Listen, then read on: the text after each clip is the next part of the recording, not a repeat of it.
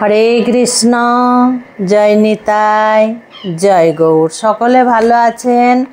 অবশ্যই ভালো থাকবেন, সুস্থ থাকবেন, প্রত্যেকটা ভিডিও দেখতে থাকবেন। নিয়ম সেবা মাসে আকাশ প্রদীপ। আকাশ প্রদীপ এই মাসে যে যেভাবে পারবেন আপনারা, আমার সন্তানেরা, তোমরা যে যেভাবে পারবে প্রদীপটা কিন্তু দেখাতেই হবে। শাস্ত্রতে যেভাবে যেভাবে বলা আছে সকলেই মিলে একইভাবে পালন করার কিন্তু চেষ্টা করতে হবে। আমরা সকলেই জানি কার্তিক মাস দীপদানের মাস। সবচেয়ে মহত্ব হচ্ছে, সবচেয়ে অতি উত্তম হচ্ছে দীপদান। তাই আকাশ প্রদীপ জ্বালাতে হয়। কেমন করে জ্বালাতে হয়? একটু উঁচু স্থানে অনেকটা তেল দিয়ে জ্বালাতে হয়, যাতে অনেকক্ষণ জ্বলতে থাকে। এই প্রদীপ কার উদ্দেশ্যে জ্বালাতে হয়? না মা লক্ষ্মী দেবী ও ভগবান শ্রী নারায়ণের স্মরণে জ্বালাতে হয়। ভগবান নারায়ণ ও মাতা লক্ষ্মী দেবীকে স্মরণ করে এই আকাশ প্রদীপ জ্বালাতে হয়। ও আমাদের পিতৃপুরুষের উদ্দেশ্যে ভগবানের কাছে প্রার্থনা করে জ্বালাতে হয় এই আকাশ প্রদীপ। হে ভগবান, আমার পিতৃপুরুষরা যেন তোমার চরণ লাভ করে, তাদেরকে আপনি উদ্ধার করুন। আপনাকে প্রদীপ জ্বালিয়ে এই প্রদীপ তাদের উদ্দেশ্যে আমি জ্বালাচ্ছি, তারা যেন নরক যন্ত্রণা ভোগ না করে, তাদেরকে আপনি মুক্তি দেন। এইভাবে প্রার্থনা করে আকাশ প্রদীপ জ্বালাতে হয়। পুরাণে বলা আছে ঘরের মাথার উপরে, ঘর থেকে 20 হাত উঁচুতে প্রদীপ দিতে হয়।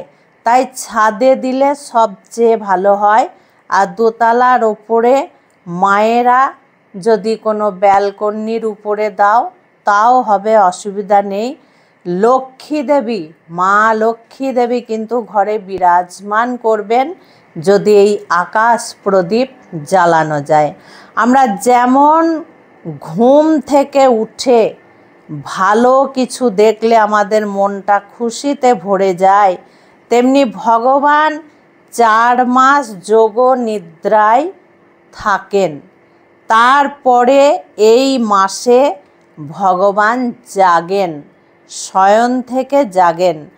তাই তার উদ্দেশ্যে যদি আলো জ্বালিয়ে ওনাকে খুশি করা যায়, তাহলে উনি এই প্রদীপের আলো দেখে ভীষণ খুশি হয়ে যান।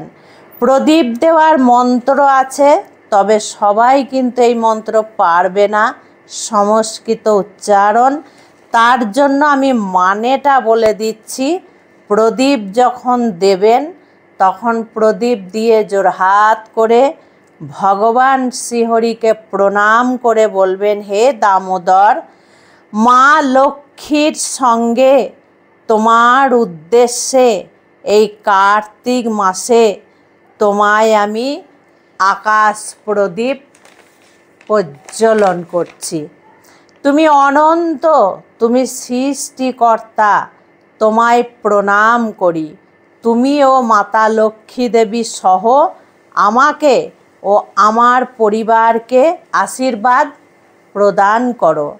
তোমার চরণে তাই আমি কোটি কোটি নমন করি।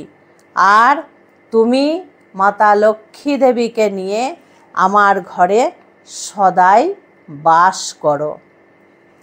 এই প্রদীপ প্রতিদিনও দিতে পারেন, পরপর 7 দিনও দিতে পারেন, পরপর 3 দিনও দিতে পারেন, বা 1 দিনও দিতে পারেন। 1 দিন দিলে কি করবেন? অনেকটা বড় মাপের মাটির প্রদীপ কিনে আনতে হবে। অনেকটা পরিমাণে তেল দিয়ে এমন একটা হাঁড়ি, সেই যে ফুটো ফুটো হাঁড়িগুলো থাকে, সেই হাঁড়িগুলো আনতে পারেন, বা ঝুড়ি যদি বাড়িতে তোমাদের থাকে, উঁচু ধরনের কঞ্চির ঝুড়ি, এই ধরনের জিনিস দিয়ে ছাদের উপরে সুন্দর করে ঈশান কোণের দিকে প্রদীপ দিয়ে সেই পাত্র দিয়ে ঢেকে দিতে পারেন। কেন না, তাহলে নিভে যাবে না, সেই প্রদীপ সারা রাতই জ্বলতে পারে। যদি প্রচুর পরিমাণে তেল দেওয়া হয় সারা রাত জ্বলবে। যদি প্রতিদিন সম্ভব না হয় ভগবানের কাছে প্রদীপ জ্বালাবে, তারপরে তুলসী মহারানীর কাছে জ্বালাবে, আর আকাশ প্রদীপ 1 দিন বা 3 দিন তোমরা ছাদের উপরে জ্বালাবে, অবশ্যই জ্বালাবে। জ্বালানোটা খুব দরকার আকাশ প্রদীপ। তো এইভাবে প্রদীপ জ্বালালে বাড়িতে যে কোনো অশুভ শক্তি দূর হয়ে যাবে, এবং পারলে প্রতিদিন জ্বালালেও তাতে কোনো ক্ষতি নেই। এইভাবে আকাশ প্রদীপ জ্বালাতে থাকো, আর আমি একটার পর একটা এইভাবে সুন্দর ভিডিও আমি দিতে থাকছি। তোমরা সকলে মিলে দেখো, দেখার পরে তোমরা পালন করো, তোমাদের মঙ্গল হবে। আজকে আসছি। হরে কৃষ্ণ, জয় নিতাই, জয় গৌর।